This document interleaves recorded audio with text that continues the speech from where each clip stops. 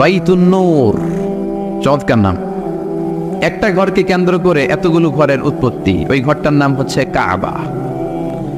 ঘরটার নাম কি?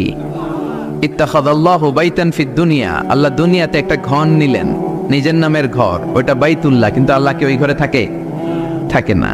কিন্তু আল্লাহ ঘোষণা দিয়েছেন এটা ওনার ঘর। এটা এত বরকতময় ঘর, পৃথিবীর অনেক মানুষের হাত এই ঘরের মধ্যে পড়েছে। ফেরেশতারা প্রথমে এই ঘর তৈরি করেছে। আবার এই ঘরের একেবারে উপরে বাইতুল মামুর নামে একটা ঘর আছে না নাই? আমরা কাবার চারদিকে তাওয়াফ করি, ফেরেশতারা তাওয়াফ করে বাইতুল মামুরের চারপাশে। 70,000 করে ফেরেশতা ঢুকে ইবাদত করে বের হয়ে যায়। Up to the day of judgement, কিয়ামত পর্যন্ত আর কেউ আরেকবার ওই বাইতুল মামুরে ঢোকার সুযোগ পায় না। কোন সুবহানাল্লাহ। তার ঠিক বরাবর নিচে আমাদের কাবা।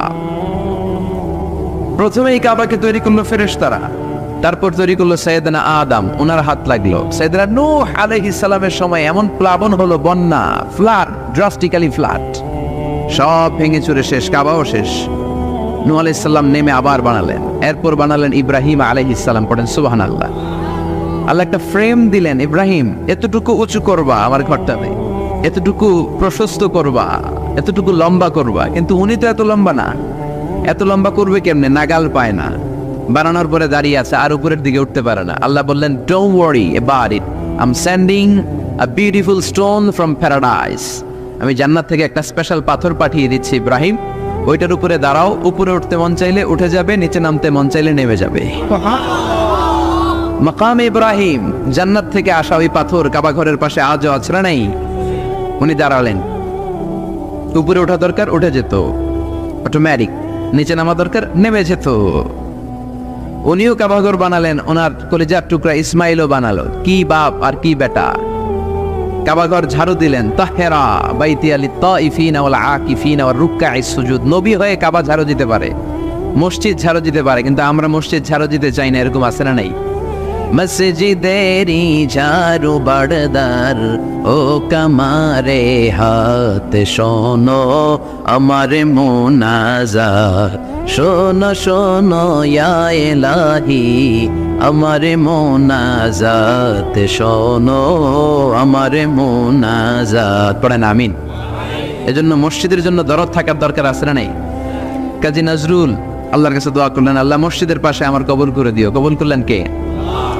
মসজিদেরি পাশে আমার কবর দিও ভাই, যেন করে হতেও মুয়াজ্জিনের আযান শুনতে পাই। আমার গোরের পাশে দিয়ে ভাই নামাজিরা যাবে, পবিত্র সেই পায়ের ধ্বনি এ বান্দা শুনতে পাবে। গোরা যাবে হতে গুনাহগার পাইবে রে হাই, মসজিদেরি পাশে আমায় কবর দিও ভাই। কত মুমিন নামাজি ভাই মসজিদাঙ্গিনাতে,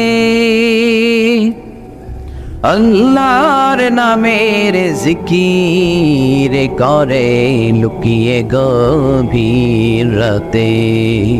আমি তাদের সাথে ওই আল্লাহর নামে জপতে চাই, আল্লাহর নামে জপতে চাই। পড়েন সবাই, মসজিদেরি পাশে আমায় কবর দিও ভাই। আল্লাহু আকবার।